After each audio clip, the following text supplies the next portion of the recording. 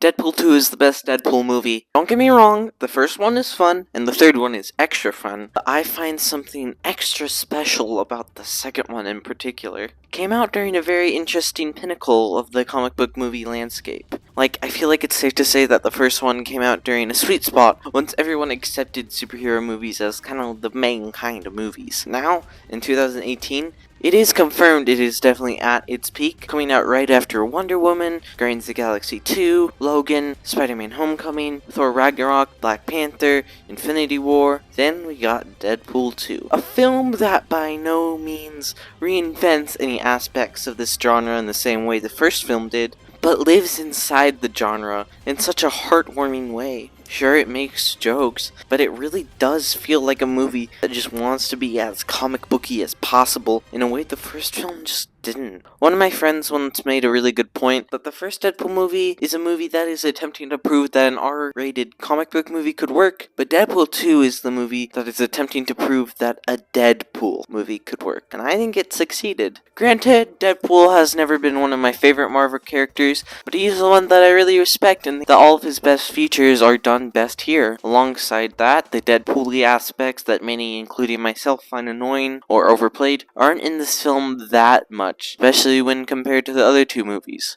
Not to mention the fact that I freaking love the X-Men. So seeing this movie, which one of the ones in the Fox X-Men universe, where it's one of the only ones that truly respects their comic book origins and has Deadpool play around the settings, is so fun to see. I genuinely love how much this film plays with the mutant side of Marvel, from the Icebox to exploring Wade and the general public's relationship with the X-Men to Juggernaut himself. Certain things could have been explored better, such as Domino's past in the orphanage, having Juggernaut be a bit more comic accurate, and some more creative visual uses of superpowers. But even if a lot of the superpowers aren't used to their fullest potential, action as a whole and cinematography is fantastic. The general filmmaking is also some of the most top-notch this weird cinematic universe has. So many of the shots have constantly stayed in my head. The way the lighting mixes with the environment, that also shows the tone, what they are really feeling, makes this film stand out and become way more than just a Marvel comedy. The way the action flows is so kinetic and never loses my attention. David Leitch is truly one of the best action directors we have when he's given a good script, and his talents are certainly not wasted. Also, side note, Fall Guy is so underrated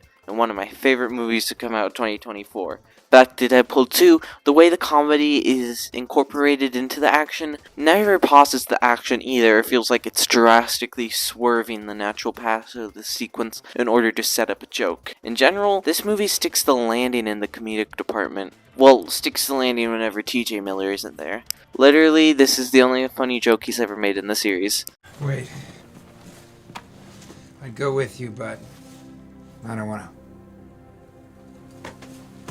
But besides a couple of jokes too similar to the lowbrow comedy found in the first film, the jokes here are often clever. Best jokes in comic book movies for me always come from the situation, rather than the characters actively trying to make jokes and quips. There are exceptions with certain characters that make sense to quip, and Deadpool is one of those characters. I don't know. I like how this film points out that a lot of his jokes don't work with the people around him. Yeah, there are certain times where his jokes are very clever and fit the scene to a T. Not quite as charmingly unfunny as dad jokes, but it works as a mixture between that type of jokes and genuine good jokes. So not quite dad jokes, but more like mom's boyfriend jokes. It also helps that for the most part, the surrounding characters aren't typically quip machines and only become that once Wade rubs off on them. Then the situational comedy also works for me, especially in the way it ties back into the comic book genre as a whole. X-Force gag never gets old despite how popular it's become, and all the jokes about Domino's luck also surprisingly never gets old for me, as they find new ways to apply this luck to the situation.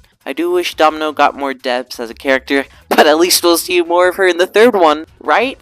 Then everything to do with my boy Russell cracks me up. His moments where the purposely bad attempts at humor he makes works for me. Then his attitude in general is so radiant and fun. Then the chemistry he builds with Wade feels so naturally and just gets more and more adorable as the film goes on. It's weird because you can't really pinpoint any specific moments where these two grow to accept each other, but you still believe how much they care for each other by the finale. I just can't wait to see how this father-son relationship expands in the third one, right? But yeah, the The comedic chemistry between the characters is great, and so is all the comedy that naturally stems from the silly rules of being in a comic book movie. None of this would work, however, without the fantastic emotional anchor this movie provides. This movie ties its emotional center into every part of it, including the comedy. Because, after all, this might be the only way Wade knows how to deal with it. This movie heavily parodies Logan, but I do think it also uses that to draw genuine emotions from me.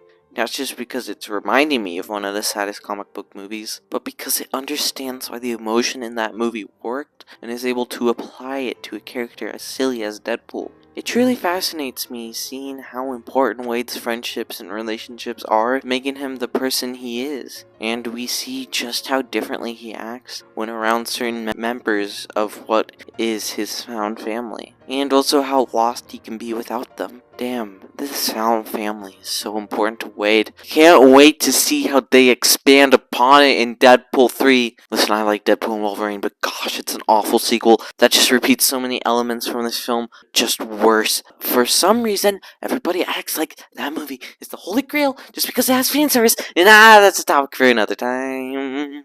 But nowhere is this more relevant than the story arc this movie provides for Vanessa, and the way Wade deals with her loss by taking care of Russell. Now, I'm obviously not a huge fan of fridging at all, but here it just kind of works for me, I don't know. To be honest, it might simply be because of how respectfully beautiful the scenes in heaven are. After her death, Wade keeps denying that any sort of love is something he deserves, despite the signals the universe gives him. His friends attempt to give him support, but he brushes them off, possibly because he sees too much of himself or Vanessa within them. He even gets another chance at being with the X-Men. The idea of family is just something he sees repulsory. I think that on some sort of subconscious level, him making the X-Force of the worst people he can find is another representation of how destructive he finds his F-word. But then he comes across Russell, which is yet another representation of everything he hates in the world, but is also a representation of the innocence he can save. Yet he still leaves Russell,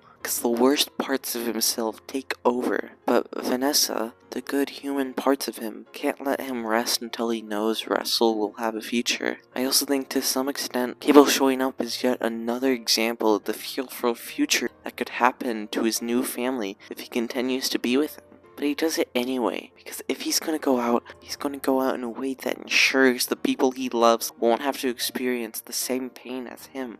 But when he does go to what is finally his heaven, he still has more time. Cable realizes that the future is not as important as accepting the present and protecting everything around it. And that includes Wade, this strange, insulting, hurting prick that could only ever provide empathy to those who deserve it, regardless of how much his internal fears try to bury it. There is a time for him and Vanessa. It's just not now. He was able to give her all the love he could, and she was able to grow the size of his heart. And now there is still so much more room in his heart to accept his new family and go on all these new adventures with them that he no longer can with Vanessa.